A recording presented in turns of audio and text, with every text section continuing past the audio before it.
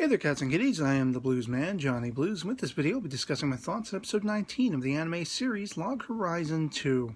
And this was definitely a complex episode, much more filled with complexity than I would have immediately assumed going into it. I mean, we pretty much left off with the Odyssey Knights seemingly, rallying and getting ready to go up against the Wyverns, along with, of course, Toya, Minori, and their little crew and all that, wanting to try to protect this particular town that they find themselves in.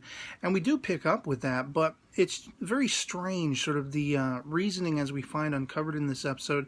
The Odyssey Knights are doing what they're doing, going up against these Wyverns. They're basically just allowing themselves to be attacked and killed. It's kind of like anarchy ensuing. And the reasoning behind that being very much akin to what Shiro described the Odyssey Knights to be, to Minori, as we saw her calling back on in a previous episode, where these are people who they very much want to get back in touch with and return to the world they knew, for all intents and purposes, the air quotes real world that they came from before waking up in this Elder Tale realm due to the apocalypse. And it's intriguing that they just don't care. They don't believe in this world, and there's a large chunk of this episode that questions the validity of the realism of this world. Is it a really, existing thing? And are the people of the land real people and everything like that? That really drives home sort of the conversation that was had between Rudy and Isuzu in the last episode, and it follows on with those two characters as well, sort of sitting on the periphery as this is going on. And you have Toya just being my hero of the episode, much as Rudy was last episode, because he wants to confront the lead Odyssey Knight and sort of smack sense into him, try to talk sense to him. But you have Rudy and Isuzu really sort of mulling over the idea of the people of the land, these people who naturally inhabit this world. Are they real? Are they not? And you could say, Isuzu represents the adventurers who have sided with Shiro's, sort of plan of trying to bridge the gap in the divide of people of the land and adventurers, the human element in this particular realm, by saying and acknowledging, yes, we all live here. We are all really living here. The people of the land are as much alive as the humans are, even though there is sort of that divide that still exists and still could potentially cause problems, where adventurers have seeming immortality because they can't be killed, while people of the land most certainly can be, and such like that. And that's kind of the crux of what's going on with this so-called shogun. You have Mizufa, who is the one basically holding captive Dariella, Nereha, and who subsequently escaped, as we saw in the last couple episodes, and I wonder if they're going to be able to track her down. We haven't caught up with the guy who's basically been supposedly trailing her, but we do see Lawndark. I believe this guy was one of the debauchery Tea Party, and he's kind of, ahead of the game a little bit of the, train that basically this particular shogun, Mizufa, is traveling on and doing all her mischievous and malevolent deeds upon, to get a sense of what exactly is going on in this town. He's basically reporting back that the Odyssey Knights are fighting the Wyverns, and this woman is incredulous to the Odyssey Knights even trying to do this. It seems almost as though if there's going to be any sort of, cry of war between people of the land and adventurers, this Mizufa is the one who's going to be central to that.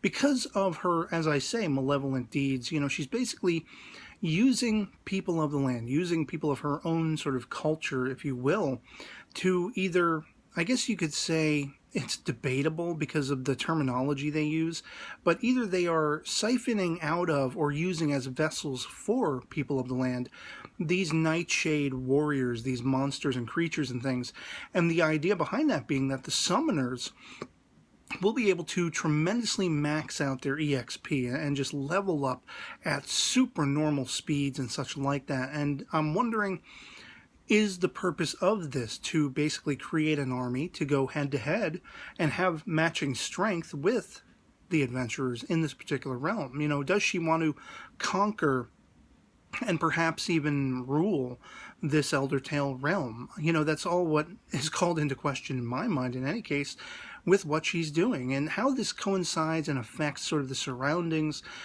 with the whole idea of the Odyssey Knights trying to get in touch with the world they once knew and where they came from and all this stuff. I mean, it just seems like havoc is ensuing. Anarchy is raining down on the entirety of this realm. And you basically have Minori, Toya, Sarara, Rotu as well, in the center of this, before Rudy and Isuzu can catch up with them. And Toya's just had enough. He's confronting face on, head on, the lead Odyssey Knight to try to, as I say, talk sense to him and try to get through to him that there's more going on in this world than you're acknowledging. And there are people who, want to make sort of the best effort to live in this world and survive in this world. And this guy doesn't care. He's just hell-bent, obsessively so, on finding a way back home. He had a wife. He was looking at an apartment. Or I should say, I think he was engaged and they were going to be getting married. But they were looking at an apartment and he wanted to rescue her from her family life that made her unhappy and all this stuff. So you really feel for the sense in what he's saying. He is insensical now, but there is sense behind the impetus of what they're all doing, the Odyssey Knights. They want to return home to the lives they once knew. And for someone like Toya, who we finally see in this episode the details of the accident that led him to be wheelchair-bound, it's no longer called into question. We have very blatantly all of those questions answered. He would lose something tremendous to have to go back to the real world in a sense. And even Minori, standing on the sidelines overseeing this confrontation unfolding between Toya and the Odyssey Knight leader, she even recognizes the idea that for Toya, this world is like something other than what he left behind. This world, he can actually accomplish things he never could have dreamed of in that real world because there's only so much he could do. For him, it became a personal plight, and this was his, alternative to heaven, being able to live and have adventures and run around and fight and battle and all this kind of stuff. So he threw himself into it very much. And I just find that interesting how it coincides with the questioning between Minori and Rotu. As a viewer, I'm sitting here wondering, who the hell is Rotu? What is up with this particular character? She comes and she's observing what's going on with the Odyssey Knights and the Wyvern, the battle unfolding. And she's very much sort of monosyllabic, or at least emotionless, almost to the point of being like robotic in her looking at the scene and describing what it all amounts to. And she says she doesn't even understand it. She can't conceive or make sense of what they're doing. And this really rubs me as a viewer the wrong way. Like, is she somewhat a malevolent character, in disguise as well? And they really play that up with the sort of, rock guitar riff that's playing as things are amping up between Toya and the Odyssey Knight leader, with Minori questioning, who are you, Rotu? Where are you going? What is your purpose? What exactly is your being here all about, and all this kind of stuff? And Rotu plays some word games. She doesn't answer straight out. She basically throws it back in Minori's face. You've asked me before, and this is where you want to find out the truth on this battlefield, and, very much sticking it to Minori. And I felt like the resolution of that scene was irksome because Minori basically falls back on the idea. She starts to question, well, maybe that's not what I really want to know. Maybe I should just resolve that for now. Right here and now, Rotu, you are our big sister. You're going to be helping us and all this stuff. Put, the secrets behind who you are and what your purpose is on the back burner. Because what I really want to know is, I want to find myself. I want to know what my purpose in this world is. I very much want to embody what Shiro has done and become very much like Shiro, but I need to find myself. And I was kind of dissatisfied with that because I can understand that to a point, but we've already sort of touched upon that with the Minori character, not as blatantly spoken as it was in this episode. But I very much would rather have learned the secrets of Rotu, and I hope that they are still oncoming, that kind of thing. But I just found this episode to be very complex and very intriguing because of all those elements. Once again, I noted that in this particular season, the emphasis seems to be on the world they left behind and finding, or at least for some of the characters, finding a way home. And the divide that is causing between people of the land and adventurers is very interesting to me because, of course, you know, we're talking about two different playing fields, and one that Shiro from the get-go has tried to level between people of the land and adventurers. This is why he has sent Akatsuki to go basically reconning, you know, Lanessia and her family. I think he's trying to get a bead on any sense of potential, you know, just rumblings of war, rumblings of discontent and dissension and all these kinds of things. He's trying to stay 3 steps ahead of the game, but even Nyanta by the end, that's one thing I thought was really cool. We saw that Nyanta was in fact following the kids to make sure they were safe and everything like that. That had been part of the plan, even though they denied they were going to do that. And he realizes he's got to step in and sort of protect them, and he can't stay hidden anymore.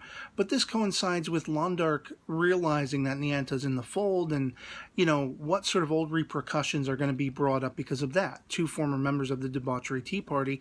It all plays into Shiro's fears of, you know, just havoc ensuing in this world, and whether he has perceived that or not is brought into question by Nyanta. By the end, I'm wondering as well. You know, Nyanta says, could Shiro have predicted this? Or maybe he couldn't have predicted this. And so that really does call into question, because we've seen Shiro being 3 steps ahead of the game so many times in this series. With Krusty being out of the loop, we still don't know where he ended up and all this kind of stuff. And the manipulations going on with this particular, you know, Shogun character, Mizufa. It just begs the question. It seems like this whole world is being set up to just kaput, you know, just fall apart. And I couldn't be more intrigued with that as the case. So, yeah, this episode was astounding, and I kind of had to rub my head to, you know, take it all in and think about it for a little bit. And I'd love to hear from you guys in the comments below what you thought of this episode of Log Horizon 2, if you've seen it. You know, did you react the same way? Are you as intrigued as I am to find out if this world is set upon a precipice of which it will fail? Will the heroes of the series prevail and find a way to keep the common ground and keep this world in existence? You know, will there be a divide of people who end up being able to leave it and people who decide to stay behind? And what will the cost be should that happen? All these kinds of questions and more are going through my head. So, yeah, otherwise, I hope this video finds you well, and I'll catch you all later. Peace.